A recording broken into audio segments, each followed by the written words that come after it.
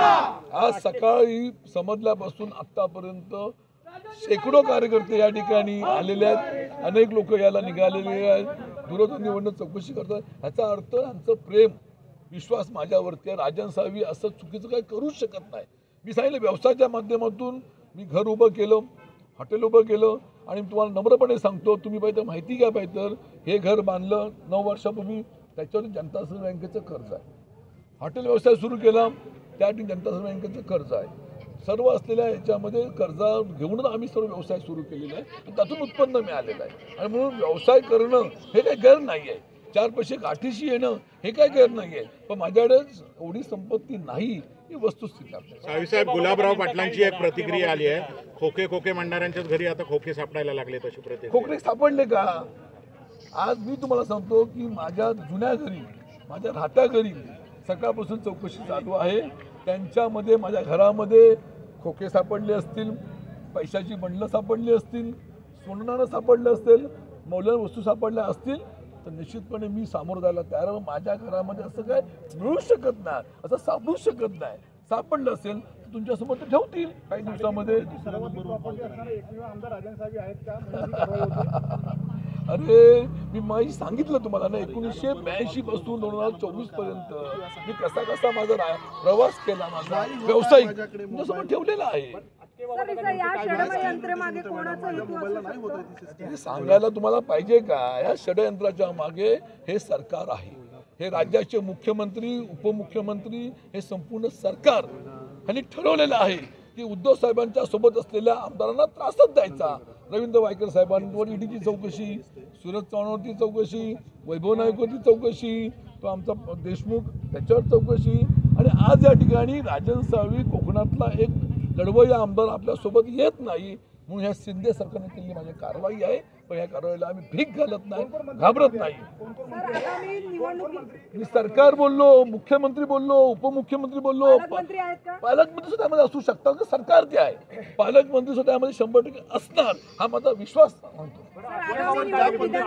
ज्या पद्धतीने हे सगळं चालू आहे तर एकूणच परिस्थिती बघता म्हणजे जाणून बुजून ह्या सगळ्या गोष्टीची चर्चा जी आहे ती तुमच्या बाबतीत घडवली जाते। निश्चितपणे ही चौकशी करण्यामागचा त्यांचा उद्देश एकच असेल, राजन साळवी या ठिकाणी ढेपाळतील, राजन साळवी सरेंडर होतील। पण त्यांना मी सांगू इच्छितो की एक दुर्दैवाची गोष्ट तुम्हाला माहिती, मी सांगितली की मी एक इथला लोकप्रतिनिधी आहे, माझ्यावरती तुम्ही कारवाई करा, अटक करा, जेलमध्ये पाठवा, माझी तयारी आहे। पण दुर्दैवाने माझ्या पत्नीला आणि माझ्या मुलाला या गुन्ह्यामध्ये गुन्हा दाखल केलेला ही 100% चुकीची गोष्ट आहे। आम्ही न्यायालयामध्ये जाणार, या संबंधी सरकारला जाब विचारणार, त्यांच्याविरुद्ध आमचे वकील दाखल करणार, पण एक असल्या लोकप्रतिनिधीच्या पत्नीवरती आणि मुलावरती अशा तऱ्हेचा गुन्हा दाखल करणे अशी मला वाटतं महाराष्ट्रामध्ये कुठेही घटना घडली नसेल असं माझं मत या ठिकाणी आहे। रत्नागिरी विधानसभा मतदारसंघात भावी आगामी निवडणुकीत याचा दणका आपण देणार? हो 100% ही सुरुवात झालेलीच आहे, ही विजयाची नांदी सुरुवात झालेली आहे। 2024 साल हे निवडणुकीचं वर्ष आहे। ह्या निवडणुकीमध्ये 2024 सालच्या पहिला मार्च एप्रिलमध्ये लोकसभा येतील, ऑक्टोबरमध्ये विधानसभा येतील, डिसेंबरमध्ये जिल्हा परिषद पंचायत नगरपालिका येतील।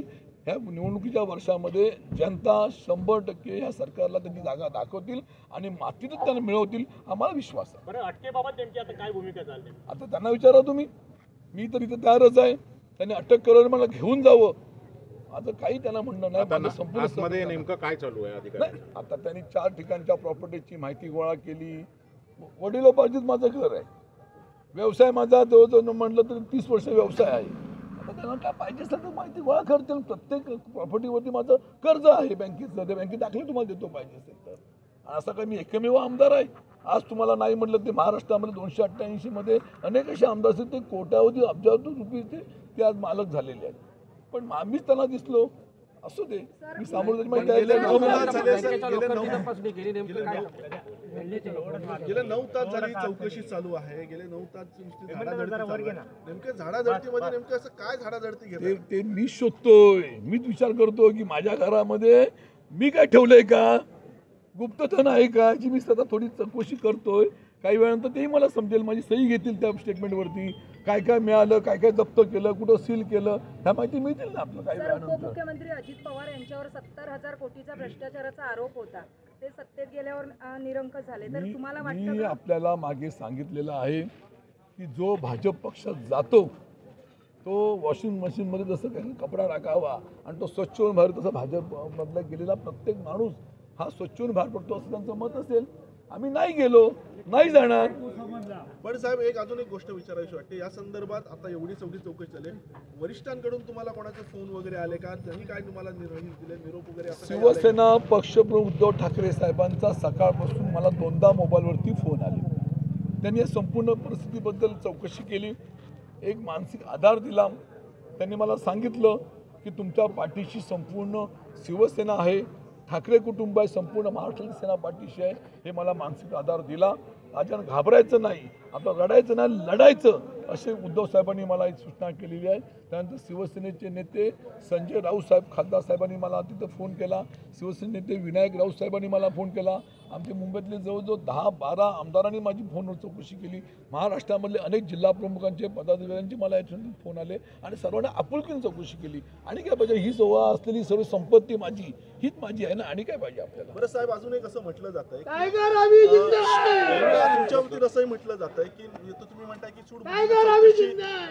चौकशी चालू आहे, पण दुसऱ्या बाजूला असंही म्हटलं जातं की तुम्ही कुठेतरी शिंदे गटाला एक डेडलाईन दिली आणि त्या डेडलाईनचं तुम्ही पालन करत नाही, त्यामुळे तुमच्यावर कारवाई करतो. ज्या दिवशी एकनाथ शिंदे 40 आमदार प्लस 10 आमदार 50 आमदार घेऊन गेले, त्या दिवसापासून तुमच्या माध्यमातून रोज टीव्हीवरती पेपरवरती येत आहे राजन साहेब शिंदे गटात जाणार, शिंदे गटात गेला का? मग गेला असता चाललं असतं का तुम्हाला? आणि आमच्या सर्वांच्या निष्ठा ह्या वंदनीय शिवसेना प्रमुखांच्या चरणाशी असल्यामुळे ह्याच्या आधी अनेकदा स्पष्ट केलंय, पुन्हा एकदा स्पष्ट करू का? गरज आहे का सावी साहेब? पण तुम्ही आता पण सांगितलं का तुम्हाला? आणि आमच्या सर्वांच्या निष्ठा ह्या वंदनीय शिवसेना प्रमुखांच्या चरणाशी असल्यामुळे ह्याच्या आधी अनेकदा स्पष्ट केलंय, पुन्हा एकदा स्पष्ट करू का? गरज आहे का? सावी साहेब, पण तुम्ही आता पण सांगितलं काही सकाळी की शिंदे गटात येण्यासाठी हे सगळं चाललेलं आहे. तर नेमकं तुमच्या कोण संपर्कात आहे आणि कोण तुम्हाला? आमच्या पेपरमध्ये आणि टीव्हीवरती येतं ते मी वाचतो. माझ्या संपर्कामध्ये कोणी नाही आहे, मला कोणी फोन करत नाही, कोणी विचारत नाही आहे. फक्त तुमच्या माध्यमातून मला समजतं की मी शिंदे गटात चाललेलं आहे. तसं कुठचंही माझ्याकडे प्रलोभन कुठच्या तरी ते नाही आहे. पण त्यांची इच्छा असेल ना की राजन सावी आमच्या शिंदे गटामध्ये यावा, अशी इच्छा असेल त्यांची. मला जायचंच नाही ना, जाऊच शकत नाही ना. मी एक बाळासाहेबांचा कडवा निष्ठावंत सैनिक म्हणून जन्माला आलो, उद्याला आलो. माझा निश्चितपणे बाप माझा आई माझी आहे, परंतु माझा राजकीय बाप हा वंदनीय शिवसेना बाळासाहेब ठाकरे आहे. त्यांच्याशी मी कधी गद्दारी करू शकत नाही, ही माझी वस्तुस्थिती. एक वेळ जेलमध्ये जाल पण 100% मी पोलीस कस्टडीमध्ये जाईन, जेलमध्ये जाईन, पण मला विश्वास आहे की माझ्यावरती तात्पुरती कारवाई काय ती व्हायची होईल. पण मी शिवसेना प्रमुख बाळासाहेब ठाकरेंच्या चरणाशी असल्यामुळे माझी निष्ठा मरेपर्यंत त्यांच्या चरणाशी असणार आहे.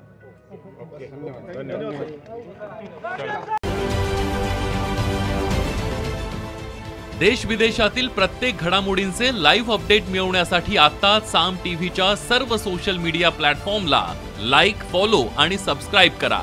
तसंच सर्व नोटिफिकेशनसाठी बेल आयकॉन प्रेस करायला विसरू नका.